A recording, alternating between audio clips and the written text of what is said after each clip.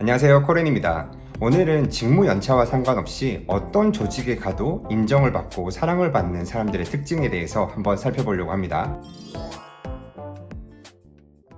이 주제에 대해 생각하면 항상 떠오르는 사건이 하나 있는데요. 제가 대기업 인사팀에서 일을 할 때 3개의 팀에서 동시에 인력 충원 요청이 들어온 적이 있었어요. 관리부서, 기획부서, 영업부서 이렇게 성격이 다른 3팀에서 이 사업부 내에 일 잘하는 똘똘한 친구가 있으면 우리 팀으로 데려오고 싶다 이런 요청을 받은 적이 있습니다. 그래서 각각 팀의 업무 성격과 상황을 먼저 살펴보고 사업부 내 팀원들의 역량과 성향을 고려해서 한 5명의 후보자를 추려서 제가 각 팀장들에게 메일로 전송을 한 적이 있습니다. 그런데 정말 놀랍게도 이 3명의 팀장 모두 한 명의 팀원을 원했습니다. 그때 정말 놀랐습니다. 사람들이 같이 일하고 싶은 사람은 다 똑같구나. 6명의 후보자 중 그 친구의 스펙이 유독 좋았던 것도 아니었습니다. 다른 후보자들도 스펙이 다 좋았어요. 오히려 전공, 근무 이력을 봤을 때는 그 친구보다 다른 후보자들이 요청 부서에 더 유관한 경험, 경력을 많이 보유하고 있었습니다. 그런데도 왜 모든 부서의 팀장들은 그 친구를 원했을까요? 그래서 오늘은 사람들이 같이 일하고 싶어하는, 누구나 좋아하는, 그래서 어디서든 인정받는 그런 친구들의 공통된 특징 2가지에 대해서 한번 이야기 보려고 합니다. 당연한 이야기일 수도 있지만 막상 회사 주변에서 이런 사람들을 찾기 정말 힘듭니다. 영상의 내용을 끝까지 확인해 보시고 나는 이런 사람인지, 내 주변에 인정을 받는 사람들이 이런 특징을 가지고 있는지 한번 체크해 보시길 바랍니다.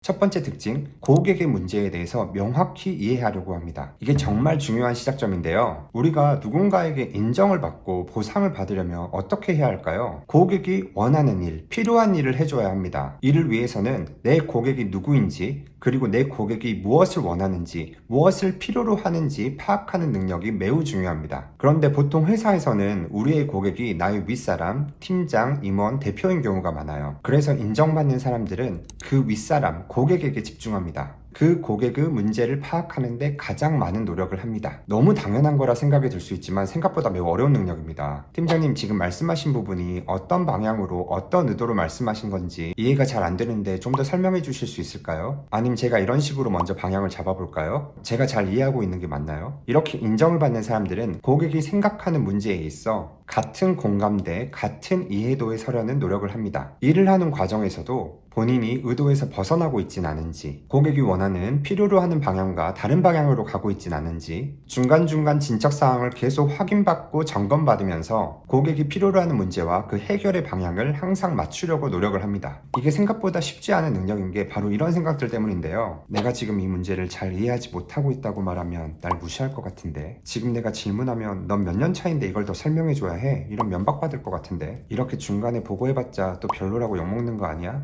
좀 더 완성되면 보여줘야지. 우리가 관계 속에서 일을 하다 보면 이런 생각이 자연스럽게 들기 마련입니다. 그래서 이해하는 척, 잘 알아듣는 척, 잘 해결하고 있는 척을 하게 되고 막상 결과물을 까보면 고객이 풀려고 했던 문제와 내가 접근하고 있던 문제의 방향이 다른 경우가 많습니다. 이런 경우가 반복되면 신뢰가 깎이고 인정을 못 받게 됩니다. 그러면 그만큼 나에게 주어지는 기회도 줄어들게 됩니다. 그런데 이런 이야기를 들으니까 좀 억울한 생각이 들진 않나요? 너무 한쪽 편의 이야기만 하고 있다고 생각하진 않으신가요? 아니, 고객이 지시자가 좀 더 알아듣게 친절하게 설명해주면 되는 거 아니야, 이런 생각이 들 수도 있습니다. 저도 그런 생각 많이 했거든요. 그래서 다음 2번째 능력이 정말 중요합니다. 2번째 능력은 믿고 행동하는 능력입니다. 그냥 행동하는 능력이 아니라 믿고 행동하는 능력이 정말 중요합니다. 이게 사실 정말 대단한 능력입니다. 저도 제 커리어를 생각해보면 이걸 못했던 순간들이 정말 많았어요. 위에서 말한 첫 번째 능력, 고객의 입장에서 고객의 문제에 집중하기, 이게 어려운 게 어쩌면 이 2번째 능력이 부족해서일 수도 있습니다. 많은 사람들에게 당신은 왜 일을 하세요? 라고 물어보면 성장, 자기개발, 성취감, 소속감, 이런 답변을 많이 이야기합니다. 사실 일이라는 건 남의 일을 대신 해주고 남의 문제를 대신 해결해주고 그 대가를 보상으로 받는 자본주의의 아주 기본적인 활동입니다. 그런데 내가 하는 일에는, 내가 일을 하는 이유에는 너무나 많은 가치가 포함되어 있습니다. 그래서 고객이 무슨 일을 시키면 믿고 행동하는 게 아니라 먼저 의심을 합니다. 의심의 종류도 다양한데요. 한번 3가지로 정리를 해보았습니다. 첫 번째, 일 자체에서 오는 의심. 저 사람이 말한 문제는 성공 확률이 낮아 보이는데 내가 더 좋은 아이디어, 방법을 가지고 있는 것 같은데. 2번째, 사람 자체에 대한 의심. 이 일을 시키는 저희가 대체 뭐지? 나를 테스트해 보려고 하는 건가? 왜 나한테만 저런 일을 주지? 이 마지막 의심의 근원에 대해서 잘 살펴보셔야 하는데요. 내 자신의 가치와의 비교. 지금 저 일을 맡으면 내 커리어에 도움이 안 될 것 같은데, 이 일보다는 저 일을 맡는 게 내 보상 평가에 더 유리할 것 같은데, 이 일은 내가 하고 싶은 일이 아닌데, 이 일은 좀 없어 보이는데, 이렇게 마음속에 의심이 가득하면 일을 하면서도 행동을 하면서도 즐겁기가 어렵습니다. 집중하기도 어렵습니다. 계속 나의 가치에 대해서, 그에 대해서, 일 자체에 대해서 의심하고 있기 때문에 일 자체에 몰입하기도 너무 어렵습니다. 이런 상태라면 당연히 좋은 결과물을 만들어내기 어려울 겁니다. 이런 상태가 반복되면 일을 시키는 입장에서도, 일을 받는 입장에서도 점점 불편함이 커집니다. 함께 일하기가 점점 더 힘들어집니다. 그럼 인정받는 사람들은 순진한 사람들일까요? 업무 지시가 떨어지면 바로 네 하고 시작하는, 자기 가치도 중요하게 생각하지 않는 그런 바보 같은 사람일까요? 절대 그렇지 않습니다. 그들은 일을 진행하는 순서가 다릅니다. 고객이 원하는 걸 듣고 이해하고 우선 믿고 행동하고 결과물을 만들어줍니다. 그리고 그 결과물을 두고 피드백을 주고받고 본인의 의견을 말하고 본인의 요청사항을 전달합니다. 이번에는 요청 주신 대로 이런 결과물을 만들어 봤는데 한번 다음번에는 이런 식으로 접근하는 건 어떨까요? 이번 일을 하면서는 좀 제 적성과 역량이 맞지 않아서 사실 좀 많이 버거웠습니다. 다음번에는 좀 제 역량이 맞는 이런 일을 저에게 주실 수 있을까요? 본인의 생각, 가치를 먼저 주장하는 게 아니라 고객이 원하는 것, 필요로 하는 것을 먼저 결과물로 만들어주고 본인의 요청사항을 전달합니다. 이게 훨씬 더 효과적인 방법입니다. 문제 해결의 사이클을 같이 돌면 서로에 대한 신뢰가 쌓이고 서로에 대한 이해도가 높아집니다. 그 과정 속에서 고객은 본인의 일을 대신해서 해주고 있는 사람의 잘하는 점, 못하는 점을 더 쉽게 파악할 수 있습니다.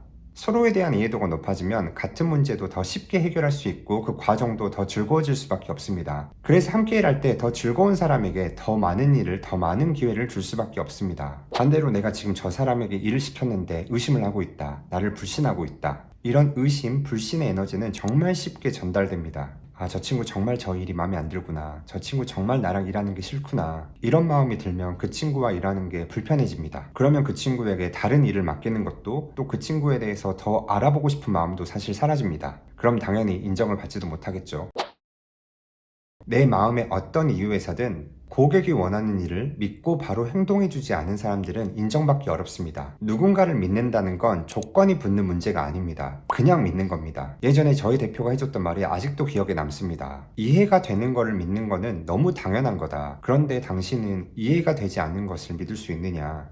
우리는 인간과 인간은 기본적으로 서로 이해할 수 없습니다. 하지만 서로 이해하려고 노력하는 거죠. 그런데 직장에서는, 고객과의 만남에서는 서로를 이해하려고 노력하는 시간이 충분하지 않을 수 있어요. 가뜩이나 시간도 충분하지 않은데 거기에 나의 가치관, 나의 이기심까지 껴버리면 절대 믿음을 가지고 일할 수 없습니다. 계속 일을 하면서도 이게 맞나? 이렇게 의심하게 될 거고 에너지가 날 수가 없습니다. 그러면 어느 순간 안타깝게도 같이 일하기 싫은 사람이 되어 있을 거예요. 그렇게 된다면 너무 슬프지 않을까요? 사실 영상 초반에 제가 예시로 들었던 그 친구는 지금도 가깝게 지내는 후배인데요. 개인적으로 만났을 때, 일상에서 그 친구를 만났을 때는 정말 호불호가 강한 친구입니다. 그런데 일을 할 때는 철저하게 고객의 입장에서 고객의 문제에 집중할 수 있는 친구입니다. 지금은 그 친구도 아주 좋은 조건을 받고 새로운 회사로 이직해서 아주 중심적인 역할을 수행하고 있는 걸로 알고 있습니다. 고객의 입장에서 고객의 문제에 공감하려 노력하고 의심 없이 고객 문제 해결을 위한 행동을 시작하는 사람, 그 친구가 이런 특징을 가졌기 때문에 어느 조직에 가도 인정받고 사랑받고 스스로도 성장할 수 있었다고 저는 확신합니다. 이건 좀 지극히 개인적인 생각인데, 좀 빡센 팀장, 좀 무서운 팀장과 일하면 이런 능력을 키우기 좀 쉽습니다. 일단 나의 상사 팀장이 좀 무서우면 그 사람의 이야기에 귀 기울이게 되거든요. 그리고 끽소리 못하고 일단 일을 시작합니다. 그래서 내가 원치 않더라도 그 사람의 입장에서 그 사람의 문제를 파악하고 바로 행동으로 옮기는 이런 훈련을 좀 할 수 있습니다. 그래서 그 당시에는 좀 힘들고 불편하겠지만 내가 그 고객을 떠나 다른 고객을 만났을 때 이 습관이 이미 나에게 배어있기 때문에 좀 더 인정받고 기회를 많이 얻는 사람이 될 수도 있다고 생각합니다. 내가 정말로 이 고객의 문제를 공감하고 싶지도 않고 해결하고 싶지도 않다, 이런 생각이 든다면 그 조직을, 그 고객을 떠나는 게 더 현명한 선택이라고 저는 생각합니다. 하지만 이 자본주의 사회에서 내가 인정을 받는다라는 것, 돈을 번다라는 것은 나의 문제를 풀 때가 아닌 고객이 원하는 것을, 고객이 필요로 하는 것을 해결해 줬을 때 얻는 것이라는 것을 기억하시면 좋겠습니다. 그리고 그 과정이 반복돼서 내 실력, 역량이 쌓였을 때 내가 남의 문제를 선택해서 풀어줄 수 있는, 내가 원하는 문제를 선택해서 풀 수 있는 그런 날이 가까워질 수 있습니다. 오늘은 누구에게나 인정받고 함께 일하고 싶다라는 평가를 받는 사람들의 특징에 대해서 이야기해봤는데요. 여러분들 모두 조직에서 항상 함께 일하고 싶다라는 생각이 드는 그런 사람이 되시기를 바라겠습니다. 오늘 영상도 좋으셨다면 좋아요, 댓글 부탁드리고 구독해주시면 더 좋은 콘텐츠로 찾아뵙도록 하겠습니다. 감사합니다.